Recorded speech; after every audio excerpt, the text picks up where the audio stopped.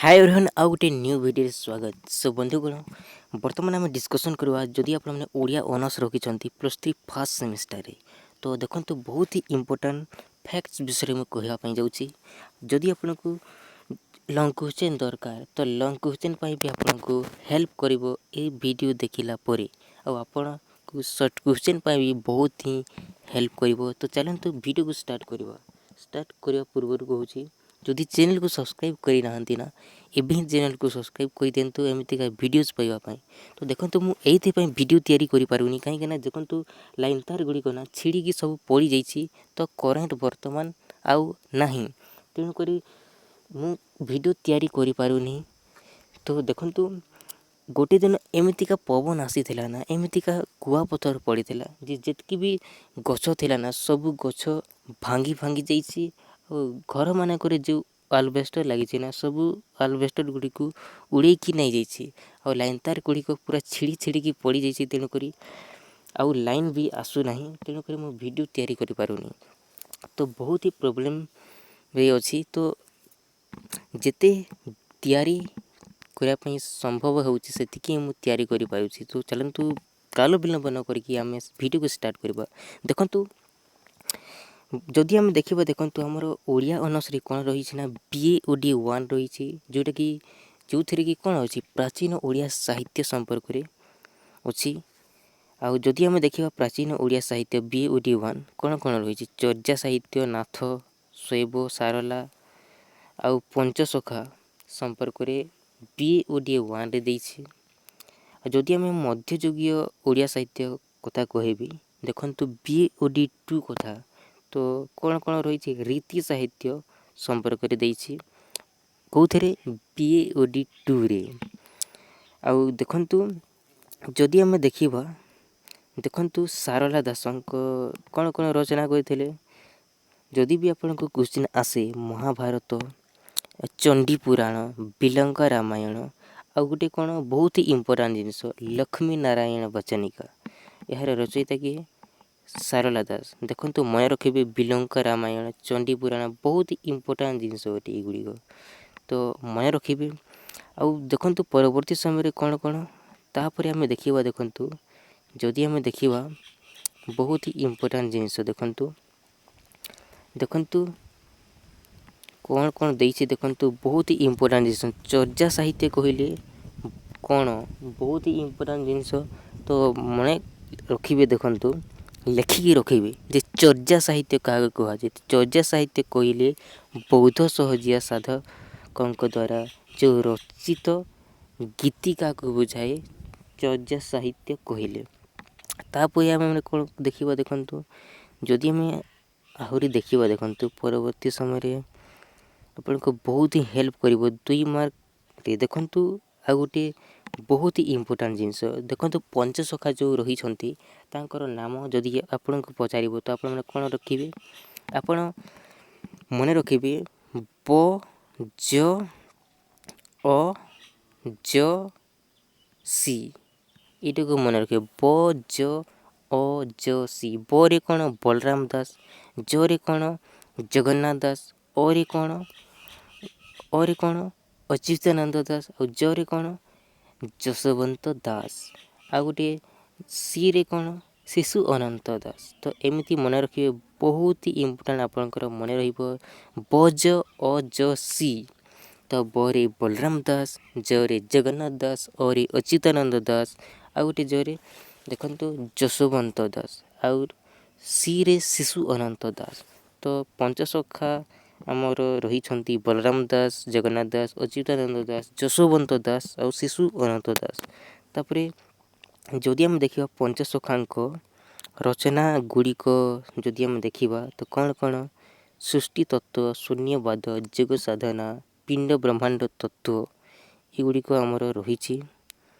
तो बहुत ही इंपोर्टाट जिनस देखु तापर जदि आम देखा देखु बहुत ही आउ देखु ये मध्ययुग जो रही आमर मध्ययुगीय सबुठारु श्रेष्ठ कवि क्या कहुए मध्ययुगीय जो बुक देती आमर बीए ओडी 2 मध्ययुगीय ओडिया साहित्यर सबुठारु श्रेष्ठ कवि क्या कहुए उपेन्द्र भंज को ही कहुए मन रखिए ବହୁତ ହି ଇମ୍ପୋର୍ଟାଣ୍ଟ। ରୀତି ଯୁଗର ଶ୍ରେଷ୍ଠ କବି ହେଉଛନ୍ତି ଉପେନ୍ଦ୍ର ଭଞ୍ଜ।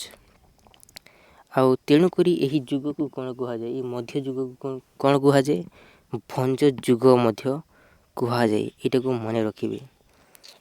ତାପରେ ଦେଖନ୍ତୁ କ'ଣ କ'ଣ ରହିଛି ଏଥିରେ। କ'ଣ ଲେଖାଯାଇଛି? ଶାରଳା ଦାସ ଓଡ଼ିଆ ଭାଷାରେ ଯେଉଁ ସାହିତ୍ୟ ରଚନାର ପରମ୍ପରା ଆରମ୍ଭ କରିଥିଲେ, ଧୀରେ ଧୀରେ ରୀତି କାଳ ବେଳକୁ ସେହି ସରଳ ଆଉ ଜନମୁଖର ଭାଷା ସାହିତ୍ୟରୁ ଉପେକ୍ଷିତ ହେବାକୁ ବସିଲା। ତାପରେ ଦେଖନ୍ତୁ ବହୁତ ଇମ୍ପୋର୍ଟାଣ୍ଟ ଜିନିଷ କହିବା ପାଇଁ ଯାଉଛି। ଦେଖନ୍ତୁ ବହୁତ ହି ଇମ୍ପୋର୍ଟାଣ୍ଟ ଜିନିଷ ବର୍ତ୍ତମାନ ଆମେ ଦେଖିବା। ଦେଖନ୍ତୁ ନାଥ ଆଉ ଶୈବ ସାହିତ୍ୟ, ଚର୍ଯା ସାହିତ୍ୟ ଯେଉଁଟା ଆମେ କହିଥାଉ। ତ ଚାଲନ୍ତୁ ବର୍ତ୍ତମାନ ଆମେ ଦେଖିବା ବହୁତ ହି ଇମ୍ପୋର୍ଟାଣ୍ଟ। ଆପଣଙ୍କ ମାଇଣ୍ଡରେ ଗୋଟେ କ୍ୱେଶ୍ଚିନ୍ ଆସୁଥିବ ଯେ ଏଇ ଦେଖନ୍ତୁ ଚର୍ଯା ବା ଆମେ କ'ଣ କହିବା, ଏଇ ଚର୍ଯା ସାହିତ୍ୟ କହିଲେ କାହାକୁ କୁହାଯାଏ? ଦେଖନ୍ତୁ କମେଣ୍ଟ କରିକି ଜଣାଇବେ ଯେ ଚର୍ଯା ସାହିତ୍ୟ କାହାକୁ କୁହାଯାଏ। ଦେଖନ୍ତୁ ଏଥିରେ ଆମେ ଦେଖିବା ଚର୍ଯା ସାହିତ୍ୟ ବୌଦ୍ଧ ସହଯାସିତମାନଙ୍କ ଦ୍ୱାରା ରଚିତ ବୌଦ୍ଧ ଗାନ ବା ଦୋହାକୁ ବୁଝାଏ। ଚର୍ଯା ସାହିତ୍ୟ ଯଦି ଆମେ ଦେଖିବା, ଦେଖନ୍ତୁ ଚର୍ଯା ସାହିତ୍ୟ ବୌଦ୍ଧ ସହଯାସିତମାନଙ୍କ ଦ୍ୱାରା ରଚିତ ବୌଦ୍ଧ ବା ଦେଖନ୍ତୁ ବୌଦ୍ଧ ଗାନ ବା ଦୋହା। ଏଇଟା କିଏ ରଚନା କରିଛନ୍ତି? ଏଇଟା ବୌଦ୍ଧ ଗାନ ବା ଦୋହା ଏହା ଚର୍ଯା ସାହିତ୍ୟ ବୌଦ୍ଧ ସହଯାସିତମାନଙ୍କ ଦ୍ୱାରା ଏହା ରଚିତ ହୋଇଛି ବୌଦ୍ଧ ଗାନ ବା ଦୋହା। ଯଦି ଆମେ ଦେଖିବା, ଦେଖନ୍ତୁ 1906 ଖ୍ରୀଷ୍ଟାବ୍ଦରେ ବଙ୍ଗଳାର ପଣ୍ଡିତ କିଏ? ହରପ୍ରସାଦ ଶାସ୍ତ୍ରୀ। ମନେ ରଖିବେ, ସେ ନେପାଳ ଦରବାରର ପୋଥିଶାଳାରୁ ଚର୍ଯା ପୋଥିଗୁଡ଼ିକୁ ପାଇଥିଲେ। କେଉଁଥିରୁ ପାଇଥିଲେ? ନେପାଳ ଦରବାରର ପୋଥିଶାଳାରୁ। ଏଇଟାକୁ ମନେ ରଖିବେ। କେବେ? 1906 ଖ୍ରୀଷ୍ଟାବ୍ଦରେ ବଙ୍ଗଳାର ପଣ୍ଡିତ ହରପ୍ରସାଦ ଶାସ୍ତ୍ରୀ। ତାପରେ ଆମେ ଦେଖିବା, ଦେଖନ୍ତୁ ଯଦି ଆମେ ଦେଖିବା ଆଉ ଇମ୍ପୋର୍ଟାଣ୍ଟ ଜିନିଷ ହେଉଛି ଏଇଟା। ଦେଖନ୍ତୁ ଚର୍ଯା ରଚନା କରିଥିବା ସିଦ୍ଧାଚାର୍ଯ୍ୟମାନେ କେତେଜଣ ଥିଲେ? 84 ଜଣ ଥିଲେ। ଚର୍ଯା ରଚନା କରିଥିବା ସିଦ୍ଧାଚାର୍ଯ୍ୟମାନେ କେତେଜଣ ଥିଲେ? 84 ଜଣ ଥିଲେ। ଯଦି ଆମେ ଦେଖିବା ହରପ୍ରସାଦ ଶାସ୍ତ୍ରୀ, ତାଙ୍କ ଆବିଷ୍କୃତ ଯେଉଁ ପୋଥି ସ୍ଥାନିତ ଚର୍ଯାଗୁଡ଼ିକୁ ରଚନା କରିଛନ୍ତି କେତେଜଣ?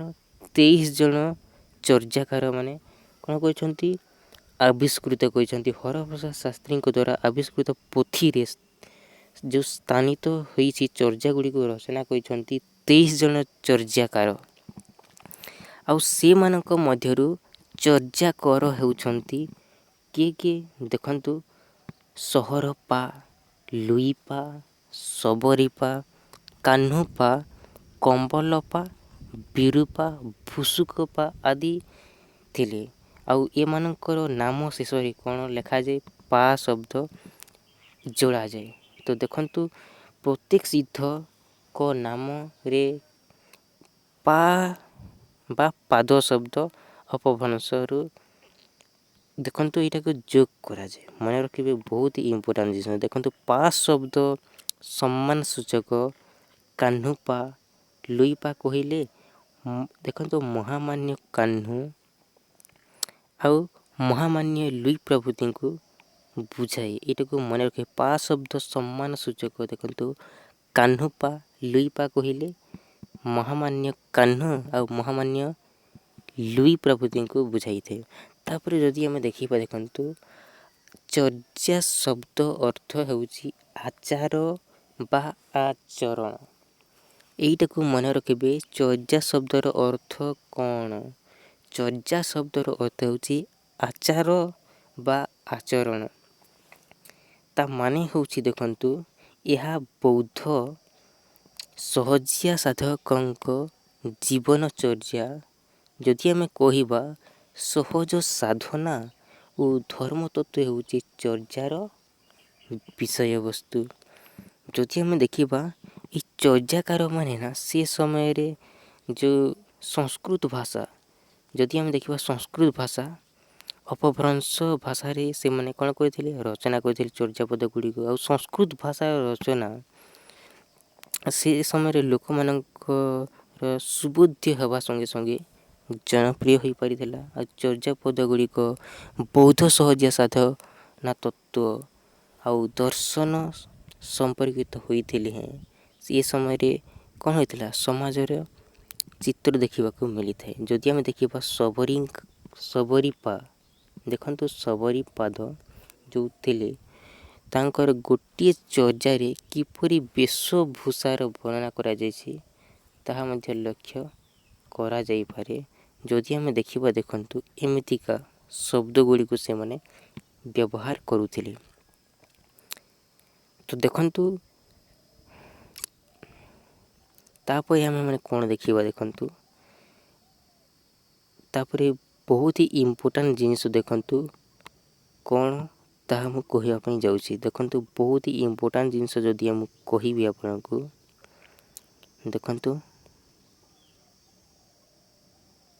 ଦେଖନ୍ତୁ ଚର୍ଯା ଗୀତ ଗୁଡ଼ିକରେ ନା କ'ଣ ରହିଛି ଏଇଟା ବି ଦେଖିବା ବହୁତ ହି ଇମ୍ପୋର୍ଟାଣ୍ଟ ଜିନିଷ।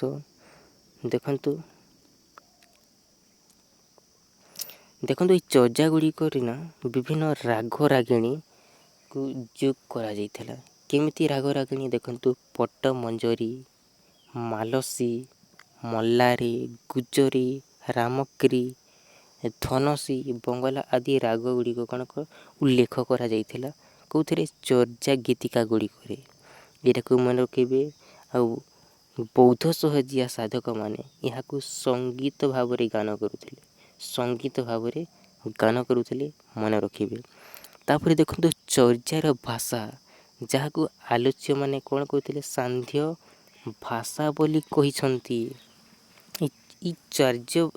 ଦେଖନ୍ତୁ ଏଇ ଚର୍ଯାର ଯେଉଁ ଭାଷା ରହିଛି ନା ତାହାର ଭାଷା ଗୋଟିଏ ଅଲଗା। ଏହାକୁ କ'ଣ କୁହାଯାଏ ଦେଖନ୍ତୁ ମାନେ ଯେଉଁ ଭାଷା ଥିଲା ନା କେବଳ ସଙ୍ଗୀତରେ ହିଁ ଥିଲା, କେବଳ ସଙ୍ଗୀତରେ। ତ ଏଇ ଚର୍ଯାର ଭାଷାକୁ କ'ଣ କୁହାଯାଏ ନା ସେ ଯେଉଁମାନେ ଆଲୋଚନା କରୁଥିଲେ ସେମାନେ କ'ଣ କହୁଥିଲେ ସାନ୍ଧ୍ୟ ଭାଷା ବୋଲି କହୁଛନ୍ତି ଆଲୋଚକମାନେ। ଆଉ ଏହାର ଗୋଟିଏ ବିଶେଷତ୍ୱ ଯଦି ଆମେ ଦେଖିବା ଦେଖନ୍ତୁ ଏହାର ଗୋଟିଏ ସରଳ ଆଉ ମନୋରମ ଅର୍ଥ ରହିଛି। ଏଇ ସାନ୍ଧ୍ୟ ଭାଷାର କ'ଣ ରହିଛି ଦେଖନ୍ତୁ ଅର୍ଥ ଯଦି ଆମେ ଦେଖିବା ଦେଖନ୍ତୁ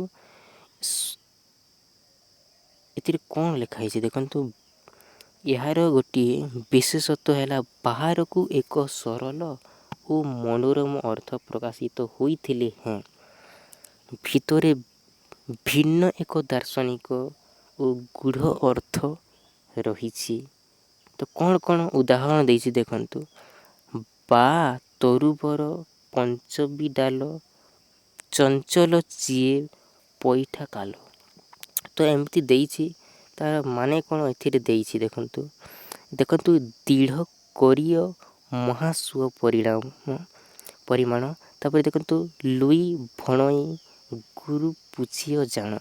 ଦେଖନ୍ତୁ ଏହା ମାନେ କ'ଣ ଦେଖନ୍ତୁ ଶରୀର ଗୋଟିଏ ବୃକ୍ଷ ଓ ଦେହର 5ଗୋଟି ଇନ୍ଦ୍ରିୟ ଏହି ଶରୀର ରୂପୀ ବୃକ୍ଷର 5ଗୋଟି ଡାଲ ସଦୃଶ। ଆଉ ଏହି ଇନ୍ଦ୍ରିୟ ପଥରେ ରୂପ ତୃଷ୍ଣା ବେଦନା ଆଦି ପ୍ରବେଶ କରେ। ଆଉ ଏହି ଚଞ୍ଚଳ ଚିତ୍ତରେ କାଲ ପ୍ରତିଷ୍ଠିତ ହୁଏ। ତେଣୁ କାଲର ନାଗ ଫାଶରୁ ରକ୍ଷା କରିବା ପାଇଁ ମୁକ୍ତି ଲାଭ କରିବା ପାଇଁ ଦୃଢ଼ ଚିତ୍ତରେ ମହାସୁଖ ଚିନ୍ତା କର। ଆଉ ଲୁଇ କହିଛନ୍ତି ଗୁରୁଙ୍କଠାରୁ ଜିଜ୍ଞାସା କରି ଏହା ଉପାୟ ଅବଗତ ହୁଏ। ତ ଏଥିରେ ବହୁତ ଇମ୍ପୋର୍ଟାଣ୍ଟ ଜିନିଷ ଯଦି ମୁଁ କହିବି ତ ନାଥ ସାହିତ୍ୟ ନାଥ ଧର୍ମ ଏକ ଯୋଗ ସାଧନା ଆଧାରିତ ଧର୍ମ ଅଟେ। ତାପରେ ଆମେ କ'ଣ ଦେଖିବା ଦେଖନ୍ତୁ ଆଉ ନାଥ ଧର୍ମ କଥା ଯଦି ମୁଁ କହିବି ତ ଏହାର ରଚୟିତା କିଏ ଗୋରେଖନାଥ। ଦେଖନ୍ତୁ ଗୋରେଖନାଥ ଯଦି ଆମେ ଗୋରେଖନାଥ କଥା କହିବା ଦେଖନ୍ତୁ ନାଥ ଶବ୍ଦ ଦେଖନ୍ତୁ ଏଇଟା ବହୁତ ହି ଇମ୍ପୋର୍ଟାଣ୍ଟ ଜିନିଷ ହେଉଛି ଏଇଟା। ନାଥ ଶବ୍ଦର ସାଧାରଣ ଅର୍ଥ ଯଦି ଆମେ କହିବା ତ ସ୍ୱାମୀ ବା ପ୍ରଭୁ, ଏଇଟାକୁ ମନେ ରଖିବେ। ଗୋରେଖନାଥ ହେଇଗଲା, ତାପରେ ମତ୍ସ୍ୟେନ୍ଦ୍ରନାଥ ହେଇଗଲା, ବିନ୍ଦୁନାଥ, ଛାୟାନାଥ, ସତ୍ୟନାଥ। ଦେଖନ୍ତୁ ଏହି ଧର୍ମ ପ୍ରଚାରିତ ହୋଇଥିଲା। ଏମାନେ ଦେଖନ୍ତୁ ମନେ ରଖିବେ ଗୋରେଖନାଥ, ମତ୍ସ୍ୟେନ୍ଦ୍ରନାଥ, ବିନ୍ଦୁନାଥ, ଛାୟାନାଥ, ସତ୍ୟନାଥ, ଜଗନ୍ନାଥ, ଏମିତିକା ନାଥ ଶବ୍ଦ ସେମାନେ ଯୋଗ କରୁଥିଲେ। ତାପରେ ଆମେ ଦେଖିବା ଦେଖନ୍ତୁ ଗୋରେଖନାଥଙ୍କ ଗୋରେଖ ସଂହିତା, ଶିଶୁଦେବ, ମତ୍ସ୍ୟେନ୍ଦ୍ରନାଥଙ୍କ ଦେଖନ୍ତୁ ବହୁତ ହି ଇମ୍ପୋର୍ଟାଣ୍ଟ ଜିନିଷ। ଦେଖନ୍ତୁ ଗୋରେଖ ସଂହିତା ଆଉ ଶିଶୁଦେବ ଏହାର ରଚୟିତା କିଏ? ତ ଆପଣମାନେ କ'ଣ କରିବେ? ଗୋରେଖନାଥ କରିବେ। ଦେଖନ୍ତୁ ମତ୍ସ୍ୟେନ୍ଦ୍ରନାଥ କଥା ଯଦି ଆମେ ଦେଖିବା, ମତ୍ସ୍ୟେନ୍ଦ୍ର ଗୀତାର ରଚୟିତା କିଏ? ମତ୍ସ୍ୟେନ୍ଦ୍ରନାଥ। ଆଉ ଯଦି ଆମେ ଆଦିନାଥ କଥା କହିବା, ଅମରକୋଷ ଗୀତାର ରଚୟିତା କିଏ? ଆଦିନାଥ। ମନେ ରଖିବେ। ତାପରେ ଏମିତି ଧର୍ମର ସାହିତ୍ୟ ଭାବରେ ସେମାନେ ଗ୍ରହଣ କରିଥିଲେ। ଯଦି ଆମେ ଦେଖିବା ଦେଖନ୍ତୁ ତାପରେ କ'ଣ ହେଲା ନା, ତାପରେ ଯଦି ଆମେ ଦେଖିବା 10ମରୁ ଦ୍ୱାଦଶ ଶତାବ୍ଦୀ ଯେଉଁ ଗ୍ରନ୍ଥ ରଚନା କରାଗଲା ଚର୍ଯ୍ୟାପଦ ପରି ଯେଉଁ ଆଧ୍ୟାତ୍ମିକ ଦର୍ଶନ ଗୁଡ଼ିକ, ଯେଉଁ ଯୋଗ ସାଧନା ଯେଉଁ ହେଉଥିଲା, ନାଥ ସାହିତ୍ୟର ବିଷୟବସ୍ତୁ ବହୁତ ହି ଇମ୍ପୋର୍ଟାଣ୍ଟ ଅଟେ। ତ ଦେଖନ୍ତୁ ଗୁରୁ ହାଡ଼ିପା ଆଉ ଗୋବିନ୍ଦ ଚନ୍ଦ୍ରଙ୍କ ଉକ୍ତି ପ୍ରତ୍ୟୁକ୍ତିରେ ଯେଉଁ ମତ୍ସ୍ୟେନ୍ଦ୍ରନାଥ ବା ମୀନନାଥ, ଦେଖନ୍ତୁ ମତ୍ସ୍ୟେନ୍ଦ୍ରନାଥକୁ ଆଉ କ'ଣ କହୁଥିଲେ? ମୀନନାଥ କହୁଥିଲେ। ଏଇଟାକୁ ମନେ ରଖିବେ। ତାଙ୍କ ଦେଖନ୍ତୁ ମୃତ୍ୟୁ କାହାଣୀ ଗୋରେଖ ସଂହିତାରେ ବର୍ଣ୍ଣିତ ହୋଇଛି। ତ ଏଇଟାକୁ ମନେ ରଖିବେ। ମତ୍ସ୍ୟେନ୍ଦ୍ରନାଥ ବା ମୀନନାଥଙ୍କ ଜନ୍ମ ମୃତ୍ୟୁ କାହାଣୀ କେଉଁଥିରେ ବର୍ଣ୍ଣିତ ହୋଇଛି? ଗୋରେଖ ସଂହିତାରେ ବର୍ଣ୍ଣିତ ହୋଇଛି। ଆଉ ଦେଖନ୍ତୁ ଏହା ସହିତ ନା ହଠ ଯୋଗ ଆଉ ଯୋଗ ସମ୍ବନ୍ଧୀୟ ବର୍ଣ୍ଣନା ଦେଖିବାକୁ ମିଳେ କେଉଁଥିରେ? ଏଇ ଗୋରେଖ ସଂହିତାରେ। ଏହା ସହିତ କ'ଣ ଦେଖିବାକୁ ପାଇଁ ମିଳେ? ହଠ ଯୋଗ ଆଉ ଦେଖନ୍ତୁ ଯୋଗ ସମ୍ବନ୍ଧୀୟ ବିଭିନ୍ନ ବର୍ଣ୍ଣନା ଦେଖିବାକୁ ମିଳେ ଗୋରେଖ ସଂହିତାରେ। ଦେଖନ୍ତୁ ଆଉ କ'ଣ ଲେଖା ହେଇଛି? ଦେଖନ୍ତୁ ଗୋରେଖନାଥଙ୍କ ଗୋରେଖ ସଂହିତା ପରି ମତ୍ସ୍ୟେନ୍ଦ୍ରନାଥଙ୍କ ମତ୍ସ୍ୟେନ୍ଦ୍ର ଗୀତା ଏକ ଯୋଗ ତତ୍ତ୍ୱ ଆଧାରିତ ଗ୍ରନ୍ଥ। ତ ବହୁତ ହି ଇମ୍ପୋର୍ଟାଣ୍ଟ।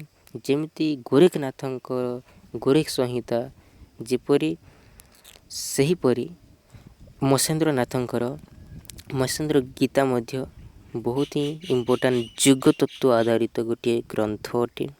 ଯଦି ଆମେ ଦେଖିବା ଶିଶୁବେଦ ନାଥ ଧର୍ମର ଗୋଟିଏ ଯୋଗଭିତ୍ତିକ ଗ୍ରନ୍ଥ ଅଟେ।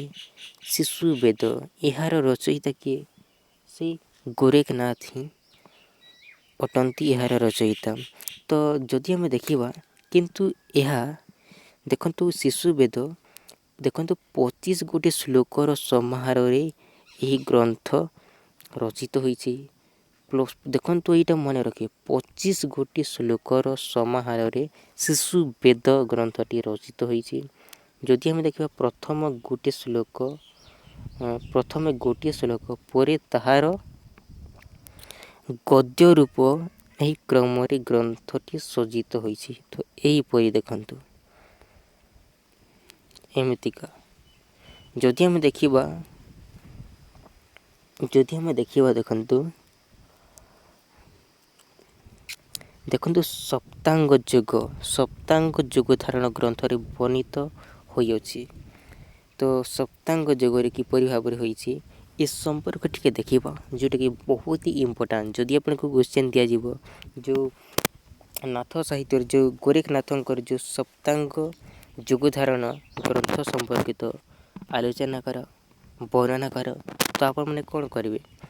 ଦେଖନ୍ତୁ ରବି ହେଇଗଲା, ମଙ୍ଗଳ ହେଇଗଲା, ଦେଖନ୍ତୁ ବହୁତ ହି ଇମ୍ପୋର୍ଟାଣ୍ଟ, ଏଇଟାକୁ ଦେଖିବେ। ରବି, ମଙ୍ଗଳ, ଗୁରୁ ଓ ଶନିବାର ଏହି 4 ଦିନ ପବନ ସୂର୍ଯ୍ୟ ଘରେ ଥାଏ। ସୋମ, ଶୁକ୍ର, ବୁଧ ପବନ ଚନ୍ଦ୍ର ଘରେ ଥାଏ। ସୂର୍ଯ୍ୟ ନାଡ଼ିରେ ପବନ ଯାଉଥିବା ବେଳେ ଶୟନ କରିବା ଉଚିତ। କ'ଣ କ'ଣ ବର୍ଣ୍ଣିତ ହୋଇଛି ସପ୍ତାଙ୍ଗ ଯୋଗ ଧାରଣ ଗ୍ରନ୍ଥରେ, ଯେଉଁ ଯୋଗ ଗୁଡ଼ିକ ବର୍ଣ୍ଣିତ ହୋଇଛି ନା, ତାହା ମୁଁ କହୁଛି ବର୍ତ୍ତମାନ ଯେ କ'ଣ କ'ଣ ଲେଖା ହେଇଛି ଏହି ସପ୍ତାଙ୍ଗ ଯୋଗରେ। ତ ମନେ ରଖିବେ, ରବି, ମଙ୍ଗଳ, ଗୁରୁ ଆଉ ଶନିବାର ଏହି 4 ଦିନ ପବନ ସୂର୍ଯ୍ୟ ଘରେ ଥାଏ। ଆଉ ସୋମ, ଶୁକ୍ର ଆଉ ବୁଧ ପବନ ଚନ୍ଦ୍ର ଘରେ ଥାଏ। ଦେଖନ୍ତୁ ଗୋଟେ ଗୋଟେ ଦିନ ଛାଡ଼ି ଛାଡ଼ିକି ହୋଇଛି। ରବି ଛାଡ଼ିକି ସୋମକୁ ଛାଡ଼ିକି ଦେଖନ୍ତୁ ମଙ୍ଗଳ ହୋଇଛି। ତାପରେ ଦେଖନ୍ତୁ ବୁଧକୁ ଛାଡ଼ିକି ଗୁରୁ ହୋଇଛି। ଶୁକ୍ର ଛାଡ଼ିକି ଶନି ହୋଇଛି। ଏମିତିକା ମନେ ରଖିବେ। ରବି, ମଙ୍ଗଳ, ଗୁରୁ, ଶନିବାର 4 ଦିନ ଦେଖନ୍ତୁ ପବନ ସୂର୍ଯ୍ୟ ଘରେ ଥାଏ। ଆଉ ସୋମ, ଶୁକ୍ର ଆଉ ବୁଧ ପବନ ଚନ୍ଦ୍ର ଘରେ ଥାଏ। ପବନ ପ୍ରଥମେ ସୂର୍ଯ୍ୟ ଘରେ, ତାପରେ ଚନ୍ଦ୍ର ଘରେ ଥାଏ। ତାପରେ ଦେଖନ୍ତୁ ସୂର୍ଯ୍ୟ ନାଡ଼ିରେ ପବନ ଯାଉଥିବା ବେଳେ ନା ଶୟନ କରିବା ଉଚିତ। ସୂର୍ଯ୍ୟ ନାଡ଼ିରେ ପବନ ଯାଉଥିବା ବେଳେ ଶୟନ କରିବା ଉଚିତ ଲେଖା ହେଇଛି। ତାପରେ ଦେଖନ୍ତୁ, ତାପରେ ଯଦି ଆମେ ଦେଖିବା, ଦେଖନ୍ତୁ ଅମରକୋଷ ଗୀତା। ଅମରକୋଷ ଗୀତା ଦେଖନ୍ତୁ, ଅମରକୋଷ ଗୀତା ଏହା କିଏ ଲେଖିଥିଲେ? ଆଦିନାଥ। ଆଦିନାଥଙ୍କ ନାମରେ ଦେଖନ୍ତୁ ଆଦିନାଥ ଲେଖିଥିଲେ ଅମରକୋଷ ଗୀତା। ଯଦି ଆମେ ଦେଖିବା ଏହାକୁ କିଏ ଲେଖିଥିଲେ? ଆଦିନାଥ ଲେଖିଥିଲେ ଏହି ଗ୍ରନ୍ଥକୁ। ତାପରେ ଯଦି ଆମେ ଦେଖିବା, ଦେଖନ୍ତୁ ଗୁରୁ ଆଦିନାଥ ଓ ଶିଷ୍ୟ ଲୋଇଙ୍କ କଥୋପକଥନ ଶୈଳୀରେ ଏହା ରଚିତ। ମନେ ରଖିବେ, ଅମରକୋଷ ଗୀତା କାହାଙ୍କ କଥୋପକଥନ ଶୈଳୀରେ ରଚିତ ହୋଇଛି? ତ ଆପଣମାନେ କ'ଣ କରିବେ?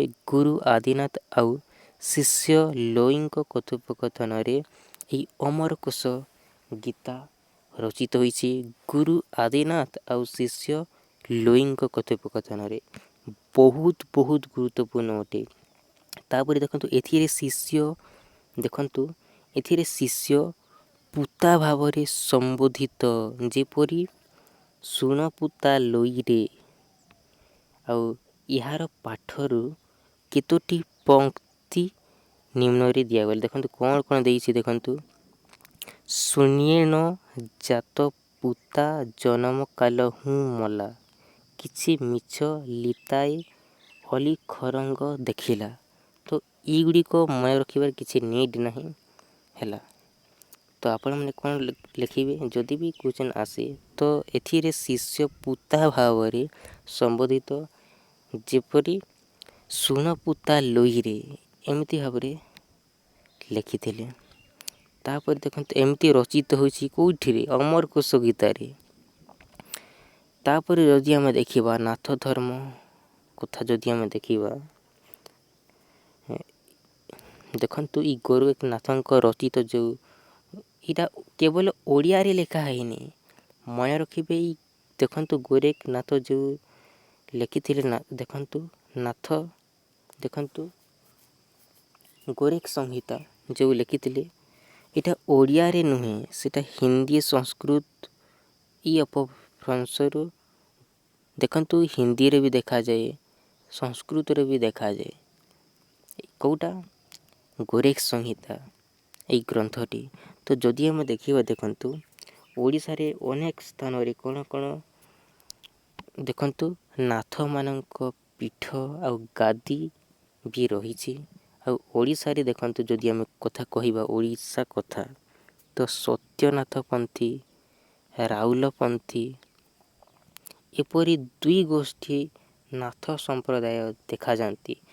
ବହୁତ ଇମ୍ପୋର୍ଟାଣ୍ଟ ଜିନିଷ ଏଇଟା ହିଁ ବହୁତ ହି ଇମ୍ପୋର୍ଟାଣ୍ଟ ଅଟେ। କାହିଁକିନା ଓଡ଼ିଶାରେ ନାଥପନ୍ଥୀ ଦେଖନ୍ତୁ, ଓଡ଼ିଶାରେ 2 ଜଣ ନାଥ ଗୋଷ୍ଠୀ ଦେଖାଯାଉଥିବା, ତାଙ୍କର ନାମ ଲେଖ। ଯଦି ଆପଣଙ୍କୁ କ୍ୱେଶ୍ଚିନ୍ ଦିଆଯିବ ତାହେଲେ କ'ଣ ଲେଖିବେ? ସତ୍ୟନାଥ ପନ୍ଥୀ, ରାଉଲ ପନ୍ଥୀ ଏଗୁଡ଼ିକ କେଉଁଠି ଦେଖାଯାଆନ୍ତି?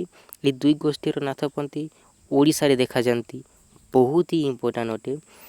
ରାଉଲ ପନ୍ଥୀ ଆଉ ସତ୍ୟନାଥ ପନ୍ଥୀ ଏଇଟା ଓଡ଼ିଶାରେ।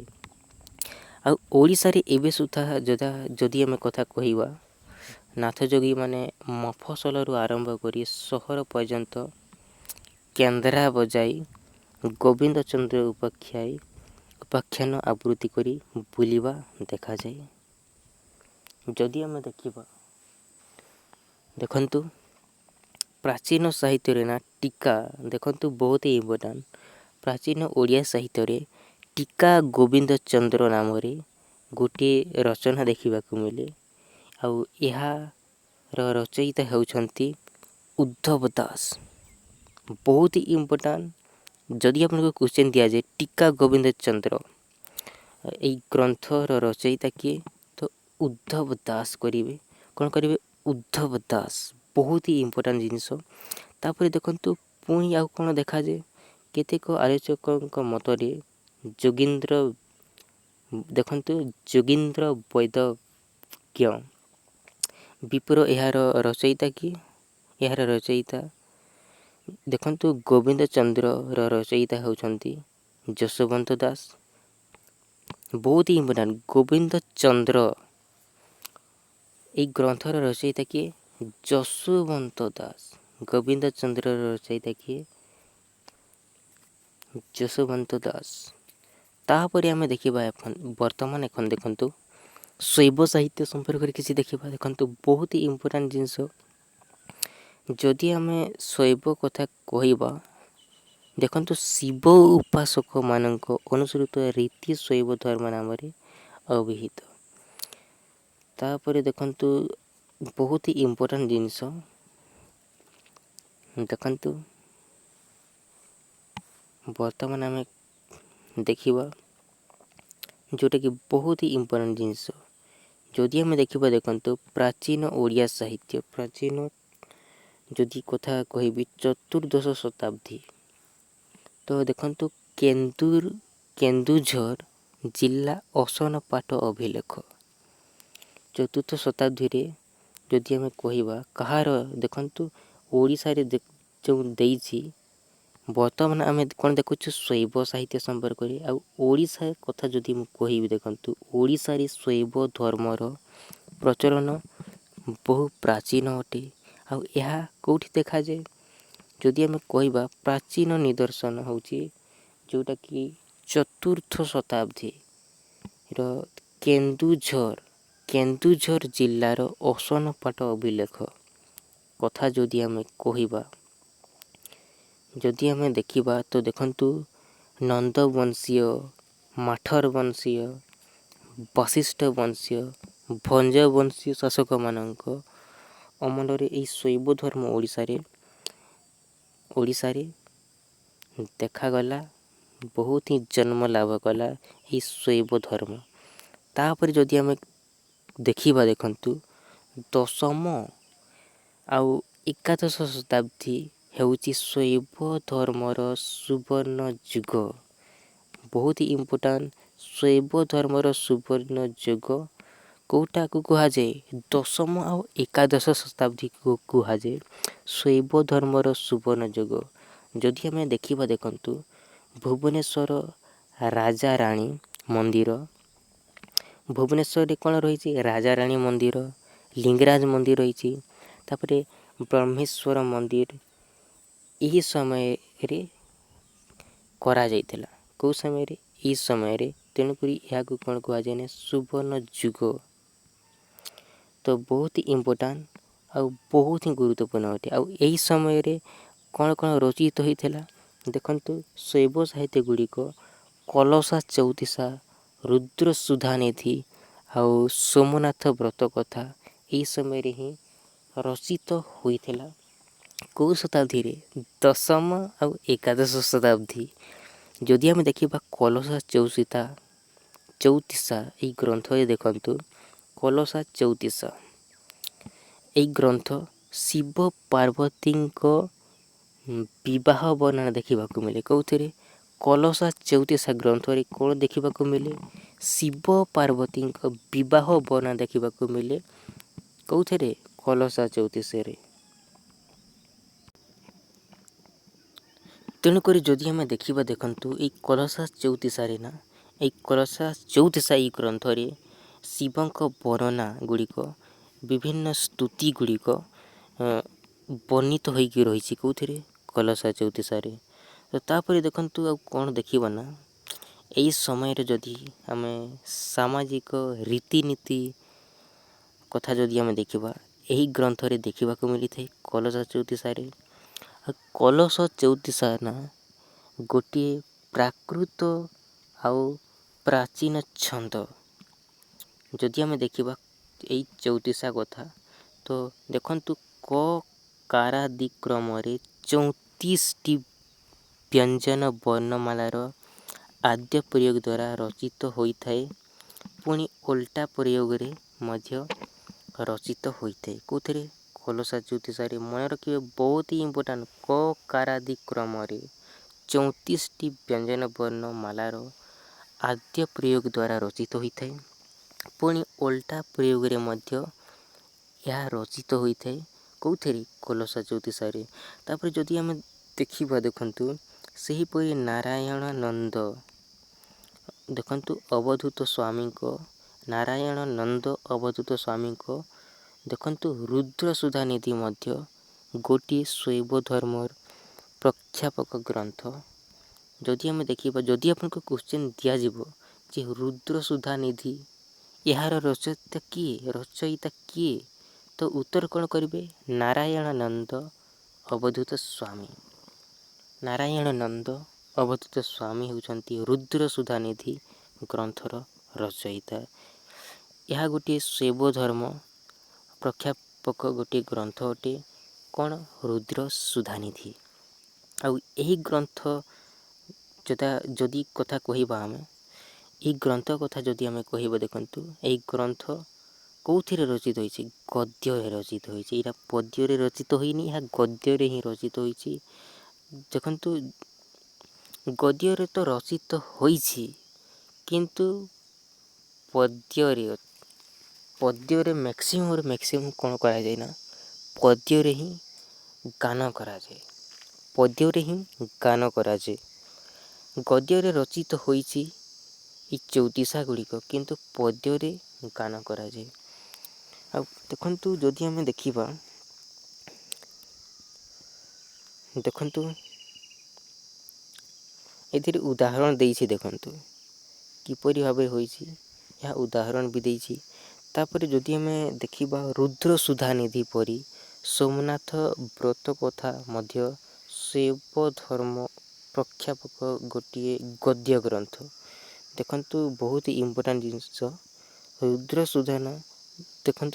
ସୁଧାନିଧି ଯେପରି କହିଛନ୍ତି, ସେହିପରି ସୋମନାଥ ବ୍ରତ କଥା ମଧ୍ୟ ଗୋଟିଏ ଶୈବ ଧର୍ମ ପ୍ରଖ୍ୟାପକ ଗଦ୍ୟ ଗ୍ରନ୍ଥ ଅଟେ। କ'ଣ? ସୋମନାଥ ବ୍ରତ କଥା। ତାପରେ ଦେଖନ୍ତୁ ଯଦି ଆମେ ଓଡ଼ିଶା କଥା କହିବା, ତ ଦେଖନ୍ତୁ ପ୍ରାଚୀନ କାଳରୁ ପ୍ରଚଳିତ ଅନେକ ଓଷା ବ୍ରତ ମଧ୍ୟ ସୋମନାଥ ବ୍ରତ ଅନ୍ୟତମ। ତାପରେ ଦେଖନ୍ତୁ ଆଉ କ'ଣ ଦେଇଛି, ଏଠାରେ ସୋମନାଥ ବ୍ରତ କଥାର କିୟଦଂଶ ଦ୍ରଷ୍ଟବ୍ୟ। ଦେଖନ୍ତୁ କ'ଣ ଦେଇଛି ଏଥିରେ ଦେଖିଦେବେ। ଦେଖନ୍ତୁ ପରମେଶ୍ୱର କହନ୍ତି, ଦେବୀ ଶୁଣନ୍ତି, ଶୁଣ ଦେବୀ ପାର୍ବତୀ। ମାଲବ ବୋଲି ଦେଶ, ତହିଁ ପାଟଲ ବୋଲି ନଗର। ତହିଁ ବୀର ବିକ୍ରମ ବୋଲି ରାଜା, ସେ ରାଜା ମହାପ୍ରତାପୀର। ସେ କଟକର ଅନେକ ମହିମା, ଘରେ ଘରେ ସୁବର୍ଣ୍ଣ କଳସ ବସାନ୍ତି। ଧବଲ ମୟୀପୁର ଅତି ସୁନ୍ଦର। ତାପରେ ଦେଖନ୍ତୁ କ'ଣ ଦେଇଛି, ଦେଖନ୍ତୁ ଯଦି ଆମେ ଓଡ଼ିଆ ଗଦ୍ୟ ସାହିତ୍ୟ ଗୋଟିଏ ବହୁତ ହିଁ ଐତିହାସିକ ବିକାଶ ସୃଷ୍ଟି, ଏହି ଦୁଇଟି ଗ୍ରନ୍ଥର ବହୁତ ହିଁ ଇମ୍ପୋର୍ଟାଣ୍ଟ ଜିନିଷ ଅଟେ। କ'ଣ?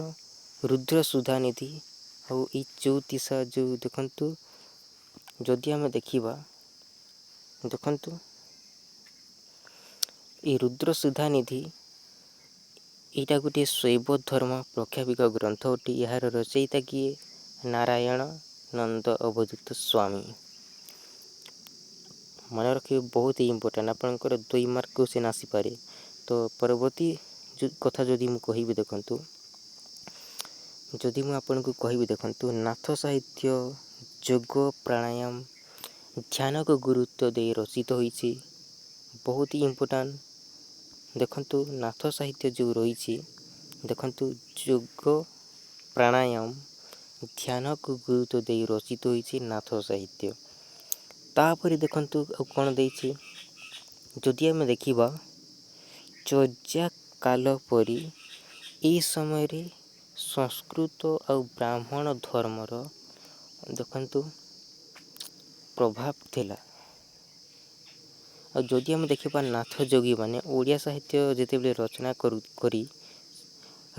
କରି ଓଡ଼ିଆ ସାହିତ୍ୟକୁ ପ୍ରତିଷ୍ଠିତ କରିଥିଲେ, ସେତେବେଳେ ସଂସ୍କୃତ ସାହିତ୍ୟ ଯେଉଁ ଥିଲା ନା, ସେ ସଂସ୍କୃତରେ ଲେଖା ହେଇଥିଲା।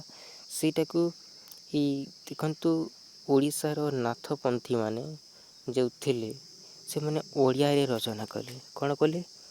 ଓଡ଼ିଆରେ ରଚନା କଲେ।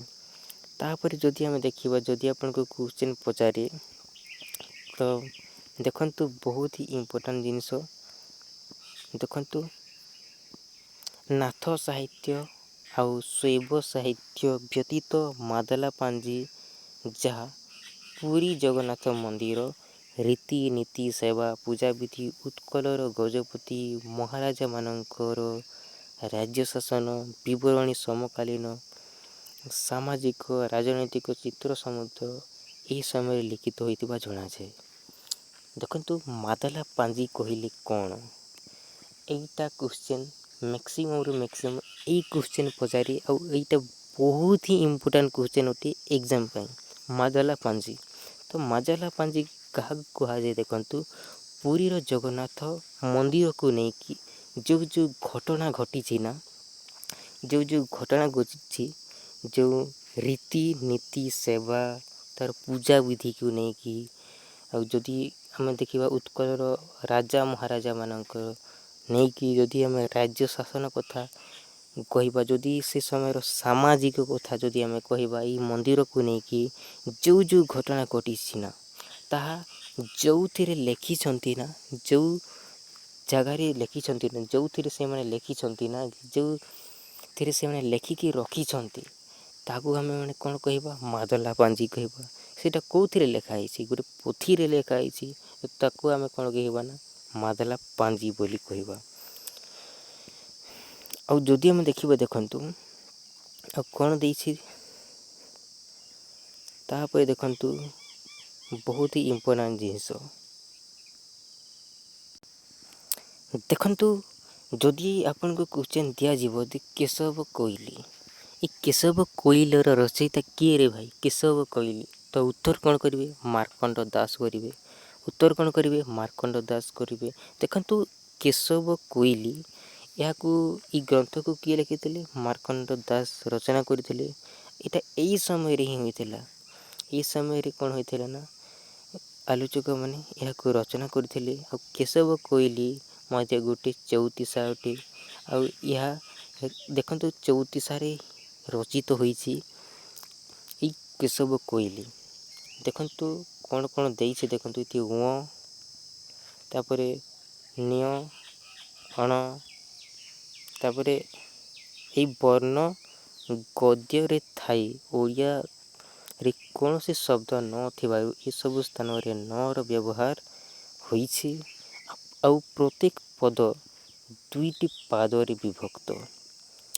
ଦେଖନ୍ତୁ, ଯଦି ଆପଣଙ୍କୁ କ୍ୱେଶ୍ଚିନ୍ ଦିଆଯିବ ଯେ ମାର୍କଣ୍ଡ ଦାସଙ୍କ କେଶବ କୋଇଲି ପ୍ରତ୍ୟେକ ପାଦର, ଯଦି ଆମେ ପ୍ରତ୍ୟେକ ପାଦ ଦେଖନ୍ତୁ, ପ୍ରତ୍ୟେକ ପଦ 2ଟି ପାଦରେ ବିଭକ୍ତ।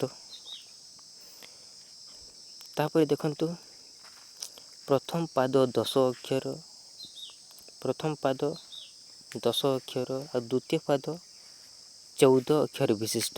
ଆଉ ପ୍ରତ୍ୟେକ ପଦ ପ୍ରଥମ ପାଦ ଦେଖନ୍ତୁ ପ୍ରତ୍ୟେକ ପଦର ପ୍ରଥମ ପାଦର ଆରମ୍ଭରେ ଆଉ ଦ୍ୱିତୀୟ ପାଦର ଶେଷରେ କୋଇଲି ଶବ୍ଦଟି ଦେଖିବାକୁ ମିଳେ।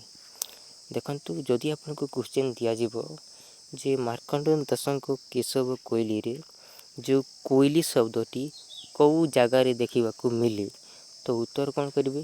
ପ୍ରତ୍ୟେକ ପଦର ପ୍ରଥମ ପାଦର ଆରମ୍ଭରେ ଆଉ ଦ୍ୱିତୀୟ ପାଦର ଶେଷରେ କୋଇଲି ଶବ୍ଦଟି ଦେଖିବାକୁ ମିଳେ। ତ ଏତିକି ଥିଲା। ଭିଡ଼ିଓଟି କେମିତି ଲାଗିଲା କମେଣ୍ଟ କରିକି ଜଣାଇବେ। ଚ୍ୟାନେଲରେ ନୂଆ ଅଛନ୍ତି ତ ଚ୍ୟାନେଲକୁ ସବସ୍କ୍ରାଇବ୍ କରିଦେବେ। ଏମିତିକା ଭିଡ଼ିଓସ୍ ଆପଣଙ୍କୁ ଆହୁରି ନେଇକି ଆସିବି। ତ କିଛି କ୍ୱେଶ୍ଚିନ୍ ଦେଉଛି, ଏହାର ଉତ୍ତର ଆପଣମାନେ କମେଣ୍ଟ କରିକି ଜଣାଇବେ ଭିଡ଼ିଓର ତଳପଟେ। ଦେଖନ୍ତୁ କ୍ୱେଶ୍ଚିନ୍ଟି ହେଉଛି କ୍ୱେଶ୍ଚିନ୍ ନମ୍ବର 1 ଦେଖନ୍ତୁ। କ୍ୱେଶ୍ଚିନ୍ ନମ୍ବର 1 ହେଉଛି ଚର୍ଯା ସାହିତ୍ୟ କାହାକୁ ବୁଝାଏ? ଏହାର ଉତ୍ତର କମେଣ୍ଟ କରିକି ଜଣାଇବେ ଭିଡ଼ିଓର ତଳପଟେ। ଚର୍ଯାର ବିଷୟବସ୍ତୁ କ'ଣ? କମେଣ୍ଟ କରିକି ଜଣାଇବେ। କ୍ୱେଶ୍ଚିନ୍ ନମ୍ବର 3 ହେଉଛି ବୌଦ୍ଧଚର୍ଯା କେତେ ଜଣ ଥିଲେ? ତାପରେ ଦେଖନ୍ତୁ କ୍ୱେଶ୍ଚିନ୍ ନମ୍ବର 4 ଚର୍ଯା ଗୀତିକା ଗୁଡ଼ିକ କାହିଁକି ଜନପ୍ରିୟ ଥିଲା? ତାପରେ ଦେଖନ୍ତୁ ସାନ୍ଧା ଭାଷାର ବିଶେଷତ୍ୱ କ'ଣ? ତାପରେ ଦେଖନ୍ତୁ ନାଥ ଶବ୍ଦର ଅର୍ଥ କ'ଣ? ତାପରେ ଦେଖନ୍ତୁ ଅମରକୋଷ ଗୀତାର ରଚୟିତା କିଏ? ତାପରେ ଦେଖନ୍ତୁ ଓଡ଼ିଶାରେ କେଉଁ ଦୁଇ ଗୋଷ୍ଠୀର ନାଥ ସମ୍ପ୍ରଦାୟ ଦେଖିବାକୁ ମିଳନ୍ତି? କେଉଁ ମୁଁ କହିଥିଲି କମେଣ୍ଟ କରିକି ଜଣାଇବେ। ତାପରେ ଦେଖନ୍ତୁ କ୍ୱେଶ୍ଚିନ୍ ନମ୍ବର 9 ସପ୍ତାଙ୍ଗ ଯୋଗ ଧାରଣ ଶିଶୁ ବେଦ ଗୋରେଖ ସଂହିତା ଆଉ ଆଦି ଗ୍ରନ୍ଥରେ ମୁଖ୍ୟତଃ କେଉଁ ବିଷୟ ବର୍ଣ୍ଣିତ? କ୍ୱେଶ୍ଚିନ୍ ନମ୍ବର 10 ହେଉଛି ଶୈବ ଧର୍ମ ସମ୍ବଳିତ ଦୁଇଟି ଗ୍ରନ୍ଥର ନାମ କ'ଣ? ତାପରେ ଦେଖନ୍ତୁ କ୍ୱେଶ୍ଚିନ୍ ନମ୍ବର 11 ହେଉଛି ଶୈବ ଧର୍ମ ସମ୍ପର୍କିତ ପ୍ରାଚୀନତମ ନିଦର୍ଶନ କେଉଁଠି ମିଳେ? ଯଦି ଆମେ ଦେଖିବା କ୍ୱେଶ୍ଚିନ୍ ନମ୍ବର 12 କଥା ତ କଳସ ଚଉତିଶାର ମୁଖ୍ୟ ବିଷୟବସ୍ତୁ କ'ଣ? କ୍ୱେଶ୍ଚିନ୍ ନମ୍ବର 13 ହେଉଛି ରୁଦ୍ର ସୁଧାନିଧିର ରଚୟିତାଙ୍କ ନାମ କ'ଣ? ତାପରେ ଦେଖନ୍ତୁ କ୍ୱେଶ୍ଚିନ୍ ନମ୍ବର 14 ହେଉଛି ମାଦଲା ପାଞ୍ଜିରେ କ'ଣ ସବୁ ଲେଖାଯାଉଥିଲା? କ୍ୱେଶ୍ଚିନ୍ ନମ୍ବର 15 ହେଉଛି ଦେଖନ୍ତୁ ଚଉତିଶା କ'ଣ? କମେଣ୍ଟ କରିକି ଜଣାଇବେ। ବହୁତ ହି ଇମ୍ପୋର୍ଟାଣ୍ଟ ଆଉ ବହୁତ ହିଁ ଗୁରୁତ୍ୱପୂର୍ଣ୍ଣ ଥିଲା। ଚ୍ୟାନେଲ ନୂଆ ଥିଲେ ଚ୍ୟାନେଲକୁ ସବସ୍କ୍ରାଇବ୍ କରିଦେବେ, କାହିଁକିନା ଏମିତିକା ଭିଡ଼ିଓସ୍ ଆପଣମାନେ ପାଇପାରିବେ। ଚ୍ୟାନେଲକୁ ସବସ୍କ୍ରାଇବ୍ କରିକି ଅଲ୍ ନୋଟିଫିକେସନ୍କୁ ଅନ୍ କରିକି ରଖିଥିବେ। So thank you so much. ବହୁତ ହି ଇମ୍ପୋର୍ଟାଣ୍ଟ ଥିଲା। ପେନ୍ ଆଉ ପେପର୍ଟି ଲେଖି ରଖିବେ। So thank you.